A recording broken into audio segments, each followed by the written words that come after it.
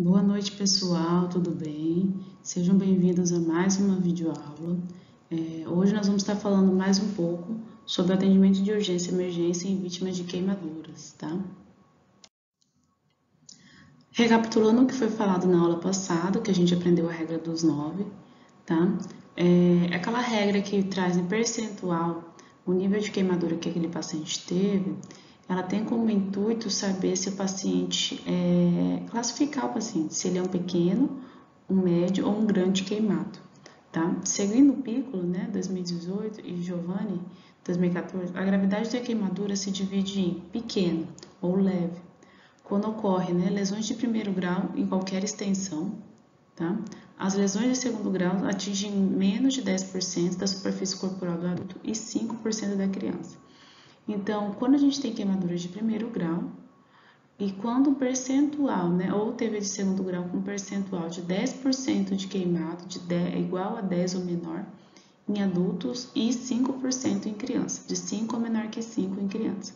Então, esse daí vai ser classificado como uma queimadura leve, tá? Uma queimadura de porte médio é reconhecido como ocorrência de queimadura de segundo grau, que ocorre de 5 a 10% da superfície corporal da criança e de 10 a 20% no adulto, tá? Ou queimadura já de terceiro grau em até 10% no adulto, sem comprometer face, mão, períneo, pés, tá? Além de qualquer queimadura que envolva mão, pé, face, pescoço ou axila, tá? Então, essas áreas são regiões nobres que a gente fala, né? Então, se ela começou a comprometer essas regiões, ela não é mais como uma queimadura de nível médio, tá? De médio porte. Se pegou essas áreas aí, já começa a ser visto como uma queimadura de grande porte, porque são áreas nobres do corpo, tá bom? Nós vamos ter também, pessoal, os grandes queimados, né? Que são as queimaduras graves. É reconhecido como grande queimado aquele indivíduo, né, que teve uma queimadura de segundo grau, com uma proporção de 15% do percentual corporal quando é criança e 20% quando é adulto, tá? Se a queimadura for de terceiro grau, quando ela tem 5% na criança e 10% no adulto. Quando é queimadura de períneo, em qualquer idade, tá? Lembrando que períneo é aquela região que está entre a vagina e o ânus, ou entre a bolsa escrotal e o ânus. Tá? Ou queimaduras por eletricidade, e de terceiro grau quando envolve mão, pé, face, pescoço e axila. O que a gente consegue perceber com essa classificação? Que os grandes queimados são muito mais próximos do que a gente imagina. Seguindo a regra dos 9, né? Se o tronco, né? Tronco e região do tórax e abdômen somam 18 pontos os dois juntos, se eu tiver uma queimadura de terceiro grau nessa região, ele já é considerado um grande queimado, tá? Sem contar a região de mão, pescoço, face, né? Axila, pé, que lá a gente pontua, né? A região do pescoço, da face, 9, né? 9 no adulto, 18 na criança. Mas como dado o local, a sensibilidade, né? E até o local de respiração, né? O local onde vai captar o ar, a visão, nossa audição, né? Paladar, tudo isso vai interferir no processo de respiração, no suporte básico nosso para viver, tá? Então, ele já é considerado um grande queimado. Gravidade da queimadura. Então, lesão por inalação, tá? Ela é bem grave, porque ela tende a queimar internamente esses órgãos. Ocorre mais de 10% em crianças, tá? Essas queimaduras mais graves, tá? Mais de 20% em adultos. Tem uma espessura completa, então normalmente ela tende a ser mais profunda, tá? Pode estar ocasionando, normalmente, atingindo órgãos, regiões nobres, que a gente fala, né, que são regiões mais sensíveis e que vão pontuar mais para classificar a gravidade dessa queimadura. Tem relação muito quanto a queimadura elétrica e química, tá? Por mais que a queimadura que é mais comum, igual nós vimos na outra aula, é a queimadura relacionada com calor, a queimadura elétrica e a química, ela tende a ter uma evolução muito pior, tá? Porque ela acaba atingindo mais áreas, tá? E, às vezes, internamente esse tecido, desse órgão, tá? Piora quando a pessoa tem algum tipo de comorbidade, principalmente o paciente quando ele é renal, ele tende ele tende a ter um prognóstico não muito bom, tá? Se é associado a algum tipo de trauma, então tende a ser pior. Então a gente vê que a gravidade da queimadura tende a ser pior. Exemplo, a pessoa está cortando uma árvore, né? Bateu no fio de energia, foi queimado e ainda foi arremessado, teve um trauma. Tá? Então a chance de um agravamento dessa pessoa é muito maior. São pior quando acontece em menores de 3 anos ou pessoas maiores de 65 anos. A gente sempre fala que idoso quando cai, gente, a chance dele falecer em decorrência dessa queda é muito grande, por causa que ele vai sofrer um processo de internação, né? Pode evoluir para um quadro de pneumonia, trombose e tantas outras doenças associadas a esse processo de internação, tá? Além de depressão e outras coisas, tá? Também estão relacionadas queimaduras, a gente tem que ficar muito atento com violência, tá? Violência contra a mulher, violência em criança, maus tratos, tá? Ou também com uma possível tentativa de homicídio, ou, desculpa, tentativa de suicídio, tá? Então a gente tem que ficar atento a quando alguma dessas ocorrências. O que são áreas nobres, né? Então são regiões bem mais profundas, que quando a queimadura atinge, ela tende a acertar, a conseguir alcançar ossos, né, músculos, nervos, os vasos desvitalizados. Tá? Então, olho, orelha, face, pescoço, mão, pé, região inguinal, tá? Grandes articulações como joelho, axila, cotovelo, punho, articulação coxo-femoral, tá? Joelho e tornozelo, eu falei joelho mais de uma vez, né? São ombro, né? E tornozelo ou órgãos genitais, tá? E como essas estruturas são estruturas que estão próximas a alguma região mais com órgãos vitais ou regiões que são significativas para a gente, né? Tipo a face e o pescoço, tá? Então, são regiões que onde houver queimadura, ela pode ter um nível maior de comprometimento desse indivíduo. A queimadura, como por si só, ela já é uma situação bem complicada de cuidar, né? Dependendo do local, isso acaba sendo um pouco mais sensível aos nossos cuidados de enfermagem. Qual é a conduta que a gente tem que ter nessas queimaduras, gente? Primeiramente, esfriar a área queimada, tá? Por 5 a 15 minutos com água corrente, tá? Não é recomendado usar nenhum tipo de pasta de dente, né? Nesse primeiro momento, ou com outro produto, né? Nesse primeiro momento a gente não faz isso, a gente resfria esse local. Então você pode colocar, dependendo de como for a situação, né? Que região nós estamos falando, mas debaixo de uma água corrente, numa pia, num chuveiro com água fria, tá?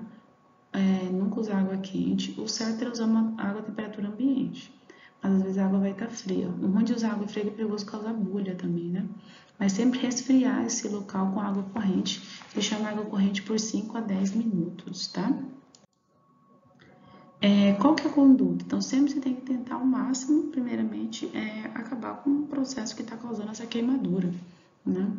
Se está no calor, tirar do fogo, né? Se está no frio, tirar do frio. Se tiver com rede elétrica, ligar para a concessionária para tirar ou achar alguma coisa que não seja condutora de energia para desvincular esse cabo. Exemplo, né? Madeira. Madeira ela não conduz energia. Então, para empurrar o fio elétrico, pegar um pedaço de madeira e empurrar. Tá? Sempre tendo um maior cuidado, gente. Sempre prezando primeiramente pela segurança de vocês. Tá? Remover sempre roupas, joias, anéis, piercings ou próteses.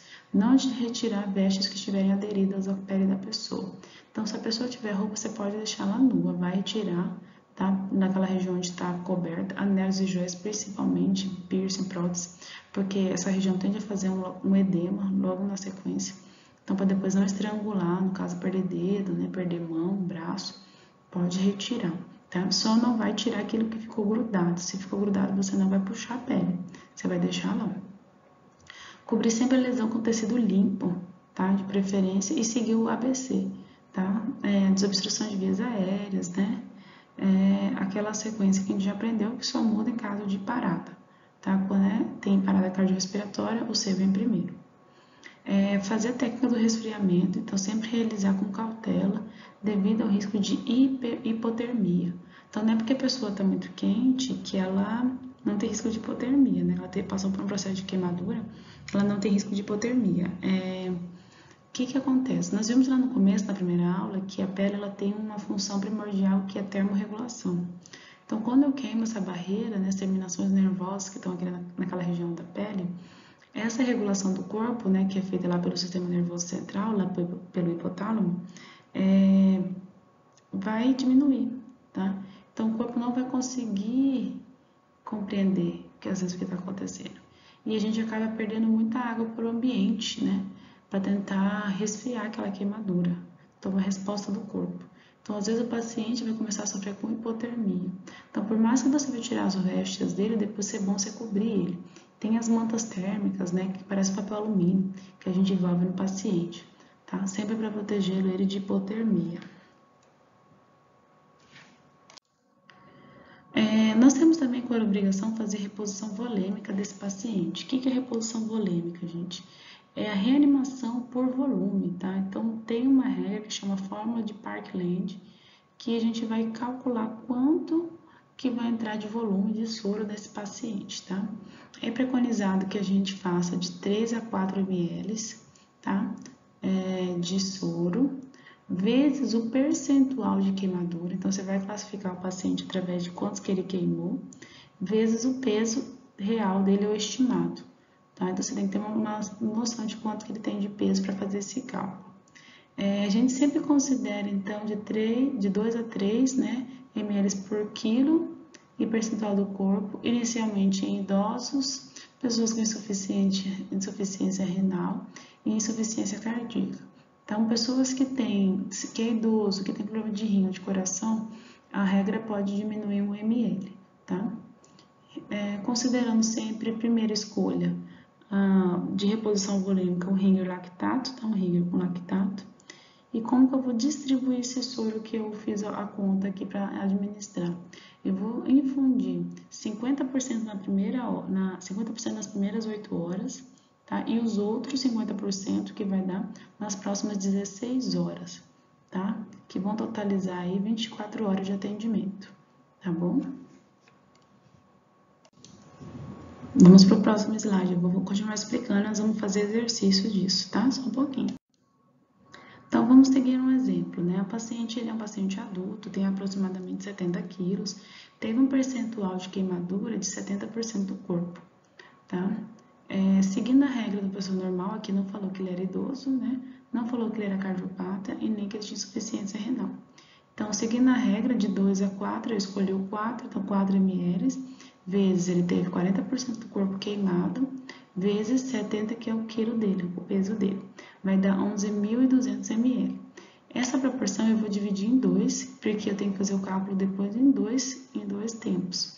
As primeiras 50% do volume que eu estimei que eu vou calcular, que eu vou administrar nas primeiras 8 horas. Então, eu pego esse 560, que foi 50% do 11.200, e divido por 8. Vai dar 70 ml hora, tá?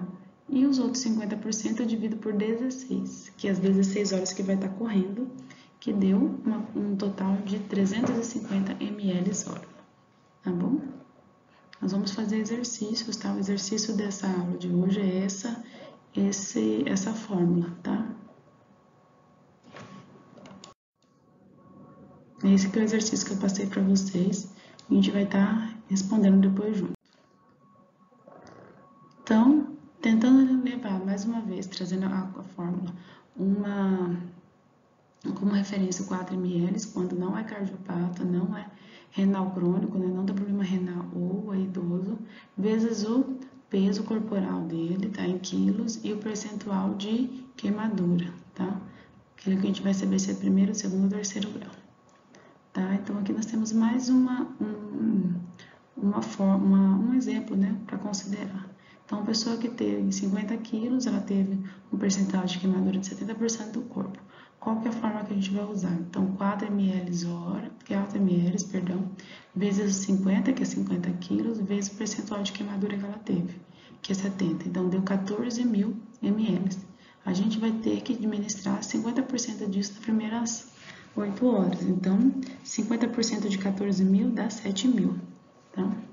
Metade desse fluido, então, precisa ser administrado nas primeiras 8 horas após a lesão.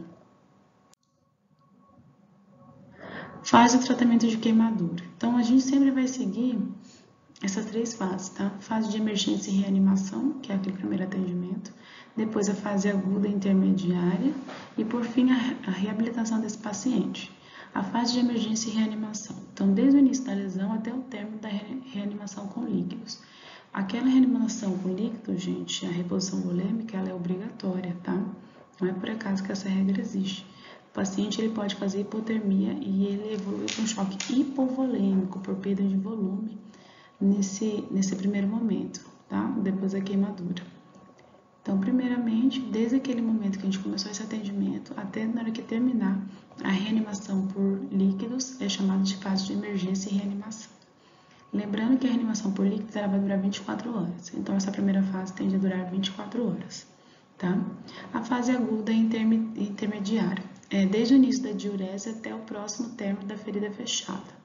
Então, depois que passou toda essa fase de reanimação de líquidos, a pessoa tende a voltar a urinar, né, gente? Se tudo der certo, quando tudo der certo, ela vai começar a ter uma preservação da parte renal dela e ela vai voltar a liberar líquido. Isso quer dizer que ela não está desidratada, tá? Então, essa fase vai até próximo ao término do fechamento da ferida. Então, a gente vai acompanhar toda essa avaliação dessa ferida, tá? E a evolução. E por último, a reabilitação, que é desde o fechamento da ferida, importante até o retorno do nível ótimo do ajuste físico e psicossocial do indivíduo. Então, toda aquela fase de acompanhamento pós-trauma, né? Pós-ferida. O que é prioritário a gente fazer? Sempre, primeiramente, dar os primeiros socorros, tá? Prevenção de choque, né? Que a gente sabe que uma da evolução de queimados, principalmente grandes queimados, é choque hipovolêmico, tá? Prevenção de angústia respiratória. Como ele vai estar evoluindo para um choque hipovolêmico, tende a ter menos volume de sangue circulante no corpo, o que pode estar evoluindo para uma falta de ar, tá? E outras complicações. Detecção e tratamento das lesões concomitantes, tá? Que pode ter, às vezes, alguma lesão associada. Avaliação de ferida e tratamento inicial. Então, a gente sempre tende a avaliar esse paciente com mais rapidez, né? Confiabilidade dessa ferida, para a gente conseguir fazer o tratamento de forma bem em cima das necessidades dele. Cuidado do fechamento da ferida, então fazer o curativo em forma asséptica, tá? Esse é um curativo que tem que ser feito de forma estéril por causa do alto índice de infecção. Lembrando que essa pessoa não vai ter mais uma barreira física ali protegendo, né? Então vai ter que ter muito mais cuidado com o manejo dele. Prevenção e tratamento das complicações que pode estar associado, tá, gente? Nenhum caso é igual ao outro, então tem paciente que vai ter uma evolução melhor, tem paciente que não vai ter uma evolução tão boa, tá? Dar suporte nutricional, isso é primordial. Nós estamos vendo em outras disciplinas que o processo de cicatrização ele depende da alimentação do paciente, tá? Então, a gente tem que dar esse suporte nutricional, porque senão a fase para fechamento dessa ferida vai demorar muito mais.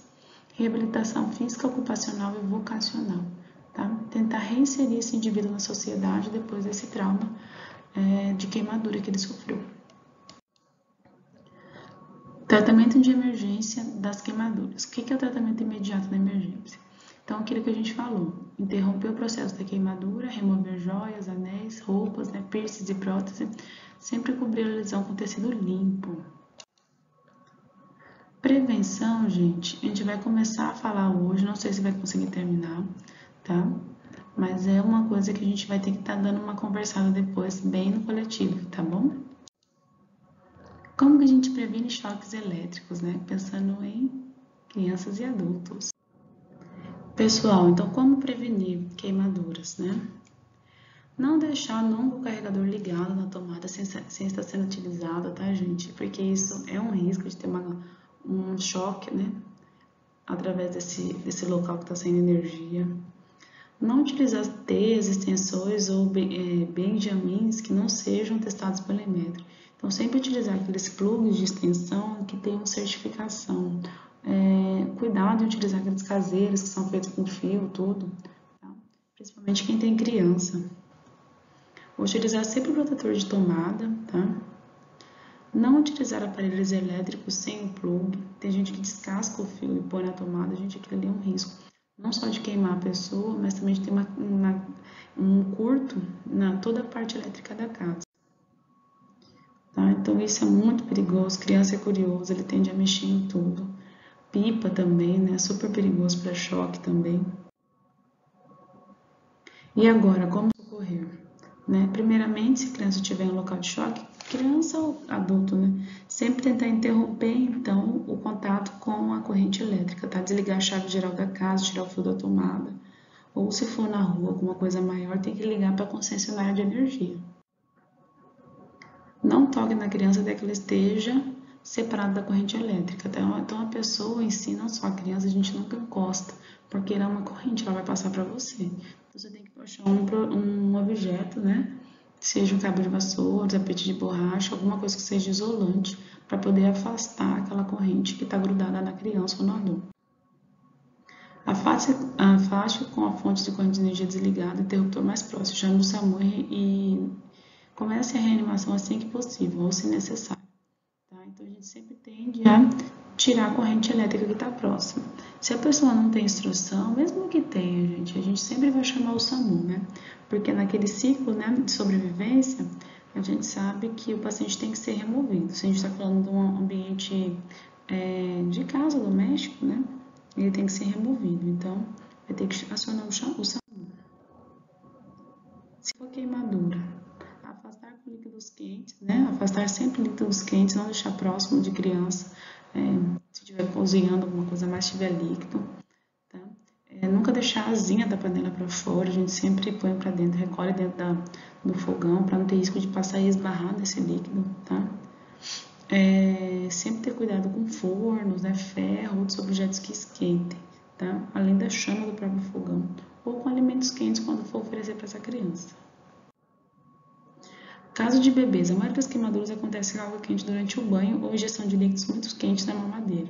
A gente sempre fala que a gente tem que testar a temperatura dessa água, né? Com o cotovelo ou com a própria mão, gente, para ver se a criança vai tolerar, tá bom? Sempre ter o maior cuidado com isso. Como prevenir? Se lactentes ou crianças pequenas não utilizam o fogão, se lactente ou criança pequena não utilizar o fogão com a criança no colo, tá? Sob hipótese nenhuma vai cozinhar com a criança no colo ou com o bebê. Não permitir livre acesso ao fogão e à cozinha, tá? Crianças pequenas, elas não têm que ficar circulando nessa área. Se tem a região da mesa, às vezes ali onde a família faz suas refeições, tá? Sempre deixar um canto específico para ter essas refeições que não fiquem circulando próximo ao fogão.